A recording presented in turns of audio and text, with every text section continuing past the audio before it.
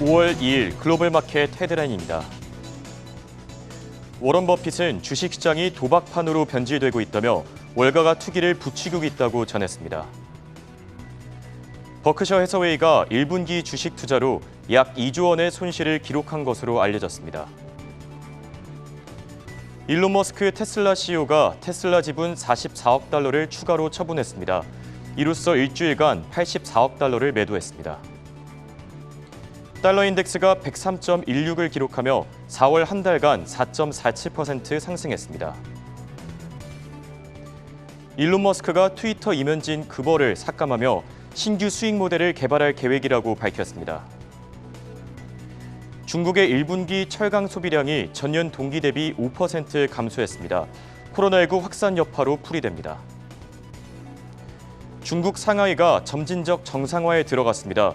조업을 재개하는 기업들이 늘어나고 있는 것으로 알려졌습니다. 유럽연합이 금준의 러시아산 석유에 대한 금수 여부를 결정할 예정입니다.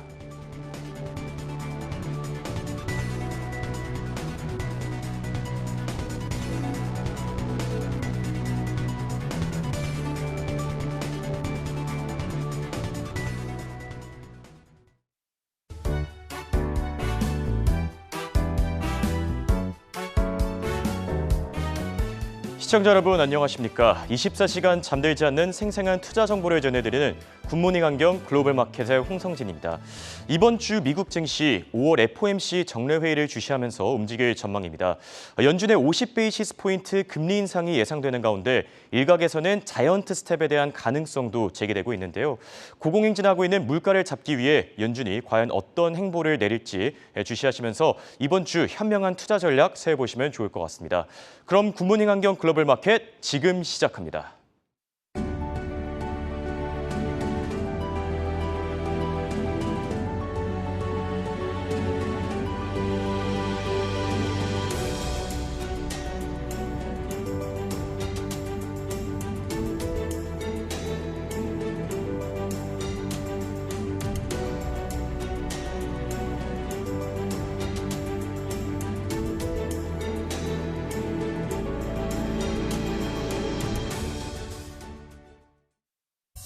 네, 지난주 미국 증시 대형 기술주들의 폭락 여파에 3대 지수 일제히 하락했습니다. 다우 지수는 2% 넘게 떨어지며 33,000선이 무너졌고 S&P 500 지수 역시 3% 이상 하락했습니다. 또 기술주 중심의 나스닥 지수는 4% 이상 빠졌는데요. 4월 동안에만 13% 이상 하락해 지난 2008년 이후 최대 낙폭을 기록했습니다. 반면 유럽 주요국 증시는 기업 실적 호조세에 힘입어 일제히 상승세를 나타냈습니다. 프랑스 까크 지수는 강보합권에서 마감했고 독일 닥스 지수도 1% 가까이 상승하면서 14,000선 위로 올라왔습니다. 한편 지난주 금요일 우리 시장은 좋은 흐름을 이어갔습니다. 상승 출발한 코스피 지수는 이날 장 초반 하락 전환하기도 했는데요. 다만 장중 반등에 성공한 이후에 강한 상승세를 유지하면서 결국 1% 넘게 오르며 2,700선에 근접했습니다. 또 코스닥 지수도 1.4% 오르면서 900선을 회복한 모습 확인하실 수 있습니다.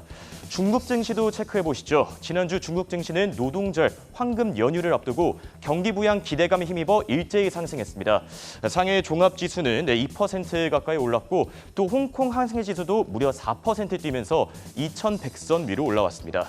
마지막으로 일본 증시는 쇼와의 날로 시장한 점 참고하시기 바랍니다. 미국의 국채금리 상황도 체크해 보겠습니다. 지난주 미국의 10년물 국채금리는 연준의 빅스텝 가능성에 2.93%까지 올라섰는데요. 또 통화정책에 민감한 2년물 국채금리는 현재 2.73%까지 올라선 모습 확인할 수 있습니다. 이어서 오늘장 특징주 바로 살펴보시죠. 전가은 캐스터가 준비했습니다.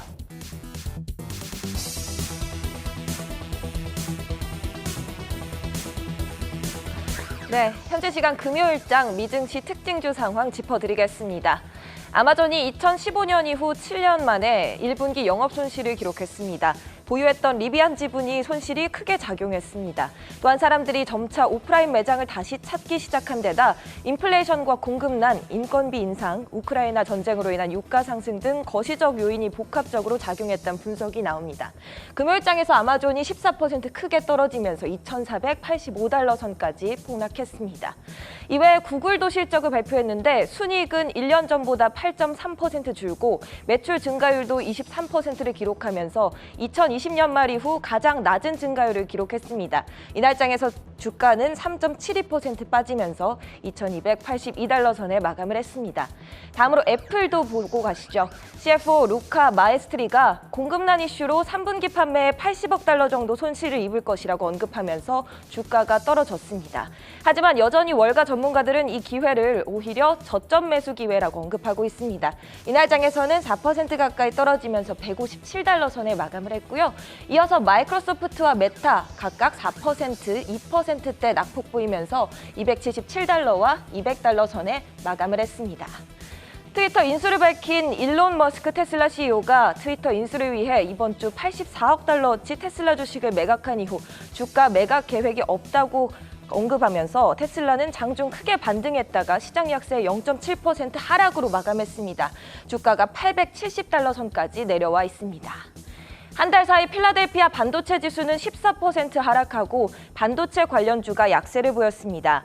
반도체주는 연준의 긴축과 공급난 등 상반기 내내 이어진 경제 불확실성으로 맥을 추스리지 못하는 모습인데요. 엔비디아가 이날장에서 6% 넘게 빠져서 185달러 선에 마감을 했습니다. 하지만 엔비디아는 저점 매수를 이어간 국내 서학개미 순매수 3위 자리를 굳건히 지키고 있습니다. 관련하여 속스 ETF도 이날장에서 4% 빠지면서 400달러 선에 마감을 했습니다. 서학개미가 4월에만 8천억 원어치를 담은 속스 L ETF 또한 13% 떨어져서 마감했습니다. 그렇다면 이어서 개별 종목으로도 넘어가 보시죠. 첫 번째 종목은 허니웰입니다. 허니웰의 1분기 실적 모두 예상에 상회했습니다. EPS는 1.91달러로 집계됐고 매출은 83억 8천만 달러로 나왔습니다. 이날장에서 2% 가까이 상승해주면서 허니웰 193달러 선에 마감을 했습니다. 에브비는 자가 면역 질환 치료제, 난치병 치료제 등을 주로 개발하는 미국의 제약회사입니다. 연간 전망을 하향한 이후 주가가 곤두박질 쳤습니다. 이날 EPS는 3.16달러로 예상에 상회했지만 매출은 145억 4천만 달러로 집계되면서 예상보다 1억 달러 정도 미치지 못했습니다. 이날장에서 6% 크게 빠지면서 146달러 선에 마감한 모습 확인하실 수 있습니다. 이어서 차터 커뮤니케이션도 실적 발표 이후 주가가 크게 떨어졌습니다. 금요일장에서 7% 내려서 428달러 선에 마감을 했고요. 인텔은 2분기 전망을 예상보다 적게 잡으면서 주가가 떨어졌습니다. 역시 이날장에서 7% 가까운 낙폭 보여주면서 43달러 선에 마감했습니다. 한편 로쿠는 분기 매출이 예상보다 잘 나오면서 이날장에서 1.39% 올랐습니다. 마감가는 92달러 선인데요. 매출은 7억 3,370만 달러로 집계가 됐습니다. 다만 2분기 매출 전망은 다소 약하게 잡는 모습입니다. 또한 금요일장에서 중국 기술주가 일제히 올랐습니다. 당국에서 기술주에 대한 압박을 조금 줄여나가겠다는 신호를 보이면서인데요. 이날장에서 알리바바가 6.8% 상승하여 97달러 선에 마감했고 바이두 또한 크게 상승했습니다. 브리스톨 마이어스 스킵은 제약회사입니다. 실적이 예상에 상회했음에도 주가가 이날 빠졌습니다. 이날 회사는 1분기 실적으로 EPS 1.96달러, 매출은 116억 5천만 달러를 발표했습니다. 이날장에서 브리스톨 마이어 2.5% 빠져서 75달러 선에 마감하는 모습입니다. 쉐브론 역시 실적은 올랐음에도 주가는 하락 마감했습니다. 다만 워런 버핏의 버크셔 해서웨이에서 금요일 공개한 4분기 실적에 따르면 버크셔 해서웨이는 3월 말까지 쉐브론 지분을 259억 달러어치 확보한 것으로 드러났습니다. 이날장에서는 3% 빠져서 156달러 선에 마감하는 모습입니다. 마지막으로 로빈후드입니다. 로빈후드는 1분기에 매출과 월간 사용자 수 감소를 기록하면서 금요일장에서 주가는 2% 정도 빠져서 9달러 선에 마감을 했습니다. CEO 블라드 테네브는 시장이 하락할 때 소규모 계정 보유자들의 거래가 적었다고 언급했습니다. 그럼 지금까지 금요일장 특징주를 살펴봤습니다. 다음으로 강수민 캐스터가 원자재 시황 전해드리겠습니다. 네, 원자재 시장의 동향 확인해보는 시간입니다. 오늘도 국제유가부터 확인해 보시죠. 네, 국제유가는 원유 공급에 대한 우려가 지속되고 있는 가운데 엇갈린 흐름을 보였습니다. WTI는 0.6%가 떨어진 104달러 선에서 마감했지만 브렌트유는 1.6%가 상승하며 109달러 선을 나타냈습니다. 한편 시장에서는 이후에 러시아산 원유 수입 금지 조치가 발표될지 주목하고 있고요. 다만 중국의 코로나19 봉쇄 조치가 장기화할 수 있다는 우려가 유가의 하방 압력을 싣고 있습니다. 이어서 주요 곡물 가격들 살펴보겠습니다. 네, 시카고 상품거래소가 지난주에 발표한 최근 보고서에 따르면 5월 2일부터 대두와 옥수수, 밀, 귀리 그리고 원목 선물의 상하한가를 재조정합니다. 한 해 동안 2번의 상하한가 조정을 하는 것은 올해가 처음인데요. 대두 가격 제한폭은 기존 90센트에서 115센트로 변경됐습니다. 금요일장 대두 선물은 강보합권에서 마감했습니다. 네, 코코아 가격도 상승폭이 점점 축소되면서 강보합권에서 마감을 했고요. 5월 2일부터 현재 시간으로는 내일부터죠. 이 귀리 가격의 제한폭도 기존 40센트에서 45센트로 바뀝니다. 귀리 선물은 금요일장 3%로 좀 크게 빠졌고요. 금요일장 달러가 비교적 약세를 보인 것이 원자재 가격 상승을 견인했습니다. 커피 가격은 2%가 올랐는데요. 미국의 분기 고용 비용이 월가 예상을 상회했고 또 유로존의 4월 소비자 물가지수가 7.5%로 역대 최고치를 기록하면서 이 글로벌 인플레이션에 대한 우려가 커지자 해지 수단으로서 원자재 펀드 매수세가 유입됐습니다. 호주의 원자재 전문 리서치 기관인 그린폴 코모디티가 글로벌 설탕 시장이 141만 미터톤의 흑자를 낼 것으로 추정하면서 설탕 가격은 하방 압력을 받았는데요. 0.3%로 소폭 하락했습니다. 네, 이어서 옥수수는 내일부터 가격 제한폭이 35센트에서 50센트로 바뀌고요. 밀의 경우는 가격 제한폭이 기존 85센트에서 70센트로 변경됩니다. 금요일장 옥수수는 약보합권에서 마감했고 밀의 경우는 2.7%가 빠졌습니다. 네, 원목의 가격 제한폭도 기존 57달러에서 49달러로 바뀐다는 점 참고하시면 좋을 것 같고요. 한편 시카고 상품거래소의 돈육 선물은 2월 초 이후로 최저치를 기록했습니다. 거의 3개월 만에 가장 낮은 수준을 나타내고 있는데요. 4%로 하락 마감한 모습입니다. 이어서 금속 원자재도 살펴보겠습니다. 네, 우선 금 가격은 상승 마감했습니다. 이후에 러시아 에너지 제재 가능성을 주시한 가운데 1%가 오르면서 1911달러 선에 거래 마쳤고요. 다만 이번 한 달 동안 금 가격은 달러와의 기록적인 강세에 따라서 큰 폭으로 조정을 받았습니다. 한 달 기준으로 7.8% 급락했고요. 작년 9월 이후로 7개월 만에 최대의 월간 낙폭을 기록했습니다. 은 가격은 23달러 선을 겨우 나타내고 있는 모습입니다. 네, 달러가 주말을 앞두고 약세를 보이자 팔라듐 가격은 금요일장 4% 급등했고요. 톤당 2,307달러에 마감했습니다. 백금도 금요일장에서 3% 오름세를 나타냈지만 한 달 단위로는 떨어진 모습입니다. 네, 반면 니켈은 3.6% 하락 마감하면서 톤당 31,700달러 선에 거래되었습니다. 한편 글로벌 광산업체 글렌코어는 전기차 섹터의 붐으로 인해서 2050년까지 니켈의 수요가 급증할 것으로 내다봤습니다. 2019년과 비교해봤을 때 2050년까지 이 글로벌 구리와 아연의 수요는 각각 2%가 증가하겠지만 그에 비해 니켈의 수요는 3.7%로 더 크게 빠르게 늘 것이라는 분석입니다. 매년 22만 5천 톤이 더 필요할 텐데 이는 노르니켈이 2020년을 기준으로 생산한 17만 8,200톤보다도 더 많은 양입니다. 네, 아연 가격은 2% 가까이 빠진 모습인데요. 또 구리는 0.5%로 하락 마감을 했습니다. 네, 이어서 벨기에 루벤 대학교에서 최근 발표한 연구 내용도 보고 가겠습니다. 유럽연합의 그린딜은 2050년까지 기후 중립을 달성하기 위한 정책 패키지입니다. 연구 결과에 따르면 유럽연합의 이 그린딜의 영향으로 알루미늄은 30%, 구리는 35%, 그리고 니켈은 100%가 더 필요할 것으로 보입니다. 해당 원자재들이 전기차와 배터리, 또 재생 가능한 풍력 에너지, 그리고 태양열과 수소 에너지 기술에 필수적이기 때문입니다. 금요일장 알루미늄은 0.6%가 올랐고요. 납은 반면 2.5%가 빠진 채로 마감했습니다. 지금까지 원자재 시황 전해드렸고요. ETF 시황은 이엔 캐스터가 전해드립니다. ETF 흐름을 한눈에 짚어드리는 ETF 시황 시간입니다. 금요일장에서 빅스 지수와 중국 기업 관련 ETF는 강세 보였는데요. 반면 가상화폐 기업과 임의 소비재 관련 ETF는 약세 보였습니다. 먼저 빅스 지수 ETF부터 확인해 보시죠. 금요일 3대 지수는 크게 빠졌습니다. 빅스 지수는 보통 S&P 500 지수와 반대로 가는 경향이 있는데요. 이날 S&P 500 지수는 3.63% 밀렸습니다. 곧 있을 FOMC 회의, 인플레이션, 중국 봉쇄 등이 증시 변동성을 높인 모습인데요. 빅스 지수는 11% 올라 33선에서 거래를 마쳤습니다. 통상 빅스 지수가 30선을 넘어서면 시장 위험성이 높아졌다고 하는데요. 관련해서 티커명 VXX인 아이패스 시리즈 B, S&P 500 빅스 쇼트텀 퓨처스 ETN 살펴보겠습니다. 바클레이즈에서 운용하고 있는데요. 빅스 지수 선물을 따라가고 있습니다. 6.41% 상승했습니다. 다음은 중국 기업 ETF입니다.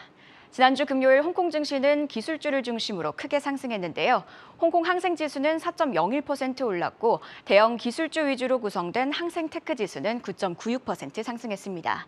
중국 정부가 경제 안정을 위해 기술 및 부동산 산업 규제를 완화하고 적극적으로 지원할 수 있다는 신호를 보내자 이렇게 오른 건데요. 구체적으로 중국 당국은 경제대책회의에서 플랫폼 경제의 건전한 발전을 촉진하겠다고 했습니다. 또 반독점, 개인정보 보호, 국가안보 등으로 한 빅테크 개혁이 거의 마무리됐다는 걸 시사했는데요. 홍콩에서 급등했던 기술주들은 뉴욕에서도 크게 상승했습니다. 관련해서 티커명 CQQQ인 인베스코 차이나 테크놀로지 ETF 살펴보겠습니다. 인베스코에서 운용하고 있고 홍콩과 미국에 상장된 중국 기술주를 추종하고 있는데요. 상위 보유 종목으로는 메이투안, 텐센트, 바이두 등이 이름을 올렸습니다. 6.01% 상승 마감했습니다. 하락한 ETF 살펴보겠습니다. 가상화폐 기업 ETF 확인해 보시죠. 비트코인은 최근 나스닥과 흐름을 같이 하고 있는데요. 금요일장에서 나스닥은 4.17% 빠졌습니다. 비트코인 역시 3% 밀려서 38,000달러 선으로 내려왔는데요. 코인데스크는 이와 관련해 투자자들의 위험자산 선호 심리가 낮아졌기 때문이라고 분석했습니다. 비트코인이 내리자 관련 기업들도 내렸는데요.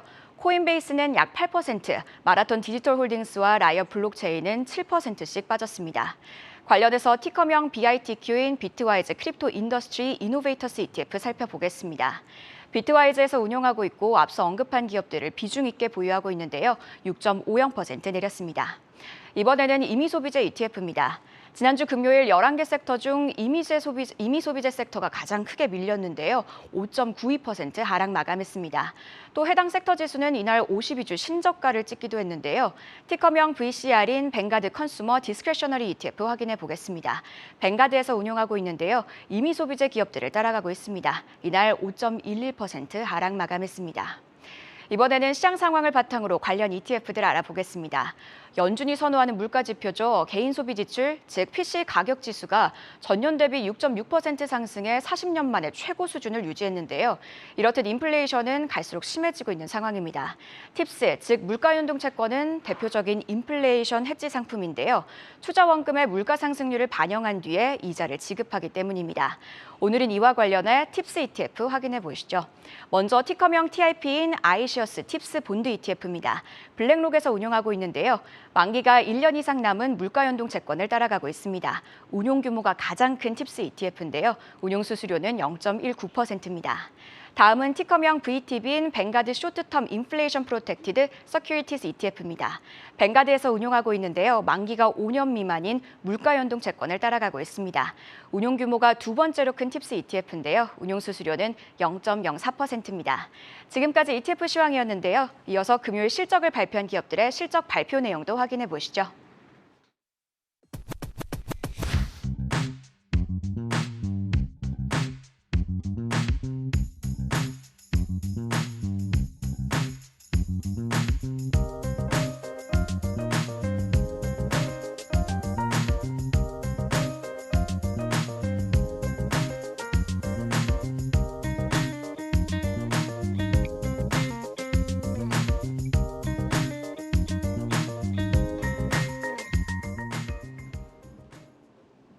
네, 세계 각국의 이슈를 한눈에 정리해드리는 글로벌 이슈 시간입니다.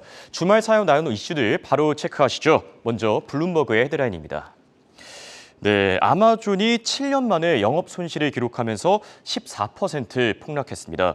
또 기술주 중심의 나스닥 지수가 지난달에만 13% 급락하면서 2008년 이후 최대 낙폭을 기록했고, 마지막으로 글로벌 IB 가운데 뱅크 오브 아메리카는 S&P 500 지수 전망치를 4,600에서 4,500으로 하향 조정했습니다. 돌아와서 아마존 이슈 체크해봐야 될 것 같은데 걱정하는 투자자분들이 참 많을 것 같습니다. 14% 폭락 정말 엄청난 수치라고 볼 수 있는데 하락 배경에 대해서 좀 자세하게 설명해 주시죠. 네, 올해 4월은 아마존과 알파벳에게 참 잔인한 달로 기억될 듯합니다. 세계 최대 전자상거래 업체인 아마존이 2015년 이후 7년 만에 1분기 영업 손실을 기록했습니다.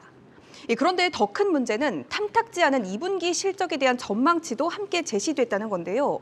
주가는 14%가량 급락했습니다. 구체적으로 살펴보면 아마존은 7억 달러를 투자했던 전기차 업체인 리비안의 지분에서 76억 달러의 평가 손실이 나왔다고 밝혔는데요. 이로 인해 38억 달러의 영업 손실이 발생했습니다. 실제로 리비안은 2021년 11월에 주식 공개 이후 주가가 75% 이상 하락한 바가 있습니다. 이 매출액 증가율도 7%에 그쳐 20년 만에 가장 낮은 수준이었습니다. 또 엔데믹이 성큼 다가오면서 소비자들이 온라인 대신 오프라인 매장을 다시 찾기 시작한 데다 인플레이션과 공급망 차질, 그리고 인건비 인상과 전쟁으로 인한 유가 급등 사태 등이 복합적으로 작용했기 때문으로 분석되고 있습니다. 이 아마존과 함께 알파벳의 주가도 4월에 18%가량 떨어졌는데요. 이는 2008년에 알파벳의 모회사인 구글의 주가가 18.5% 이상 내려간 이후로 가장 큰 낙폭입니다. 구글은 1분기에 전년 동기 대비 23% 증가한 680억 달러의 매출을 거뒀는데요. 2020년 끝자락 이후 가장 낮은 증가율이었고요. 심지어 순이익은 전년 동기 대비 8.3%나 줄어들었습니다. 네, 첫 번째 이슈로 다소 무거운 주제를 전해드렸는데 기술주들의 이 주가 변동성이 계속해서 확대되고 있는 만큼 당분간 투자하실 때 참고하시면 좋을 것 같고요. 이어서 로이터 통신의 헤드라인 살펴보시죠. 네, 미국의 3월 PCE 개인 소비 지출 가격이 전년 대비 6.6% 증가하면서 40년 만에 최고치를 경신했습니다. 또 지난주 미국의 1분기 GDP가 하락했다고 전해드렸는데 GDP 역성장에도 불구하고 경기 침체 우려가 적다라는 평가가 나왔고 한편 유로존의 인플레이션이 고공행진하고 있습니다. 이런 가운데 ECB가 7월 금리 인상에 나설 수 있을 것이다라는 평가까지 나왔습니다.